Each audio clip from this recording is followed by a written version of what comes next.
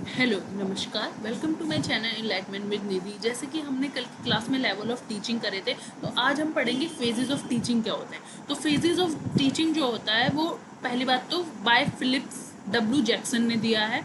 और ये phases of teaching को कहते क्या है, ये कहते हैं कि इसको बोलते हैं एक सिस्टमेटिक स्टेज है जो टीचर फॉलो करता है इफेक्टिव टीचिंग के लिए।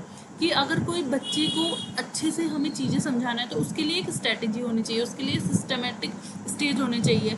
हर मतलब पहले हम उसकी प्रीवियस नॉलेज देखेंगे, फिर उसके अभी की नॉलेज से उसे कनेक्ट करेंगे ऐसा। तो जैक्सन ने 3 फेजेस दिए हैं, pre active phase, interactive phase और पोस्ट एक्टिव फेज। तो प्री एक्टिव फेज में उन्होंने बोला है कि ये प्लानिंग स्टेज होती है, क्योंकि इसमें हम प्लान करते हैं, जैसे लेसन प्लान बनाते हैं बच्चे के लिए, स्ट्रेटेजीज बनाते हैं, कंटेंट बनाते हैं, जिससे कि हम क्लासरूम से पहले की चीज़ें हैं।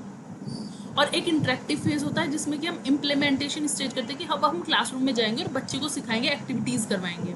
एक होता है पोस्ट एक्टिव फेज जिसमें हम इवेल्यूएशन स्टेज बोलते हैं कि फीडबैक आने के बाद हम बच्चों को कैसे इवेल्युएट करेंगे।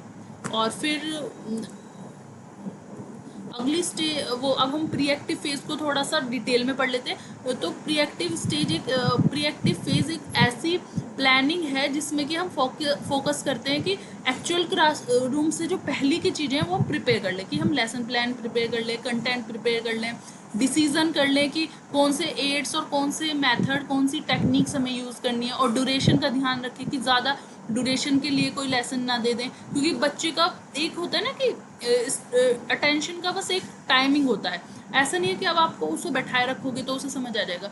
30 मिनट या 40 मिनट का होता है बस, उसके बाद उसको थोड़ा सा कम समझने आने लगता है, क्योंकि वो बहुत अटेंशन सीकर होता है 30 मिनट्स के लिए।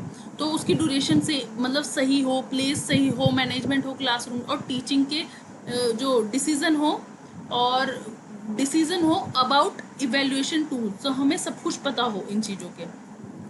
अगला होता है इंटरेक्टिव फेज, उसे हम इन क्लासरूम स्टेज भी बोलते हैं। इसमें हम टीचर जो है इम्प्लीमेंट करता है लेसन प्लान को और फोकस करता है गाइडेंस देने के लिए, उनका मॉनिटर करता है प्रोग्रेस और फीडबैक देता है उन्हें। तो इसमें एक्टिविटी में ना 3 चीज़ें होती है, परसेप्शन, डायग्नोसिस, रिएक्टिव प्रोसेस। तो इसमें क्या होता है, परसेप्शन में ये है कि बच्चों को ये उनके जेस्चर्स देखता है, उनकी एक्टिविटीज़ देखता है कि वो कर क्या रहे हैं, फिर उनके क्रिटिकल थिंकिंग देखता है, क्रिएटिविटी देखता है, उसी हिसाब से इंडिविजुअल डिफरेंसेस का ध्यान रखता है। डायग्नोसिस में होता है कि अगर उनको कोई प्रॉब्लम्स आ रही हैं, अगर वो चीज़ों में क्वेश्चन में करने में थोड़ी दिक्कत आ रही है, तो उन्हें थोड़ी सी एक्टिविटी दे उससे ही रिलेटेड, जिससे कि वो चीज़ें और क्लियर हो जाए उनके लिए। एक होता है रिएक्टिविटी प्रोसेस, तो इसमें क्या होता है, right decision to select their, मतलब कि उनके लिए सही टेक्निक यूज़ करें जिससे कि वो अच्छे से फीडबैक दे पाएँ और मतलब डरे ना, ईजिली वो हर चीज़ एक्सप्रेस कर सकें अपनी। फिर होता है पोस्ट एक्टिव फेज, उसमें क्या होता है, after instruction where a teacher evaluate the effectiveness of their lesson.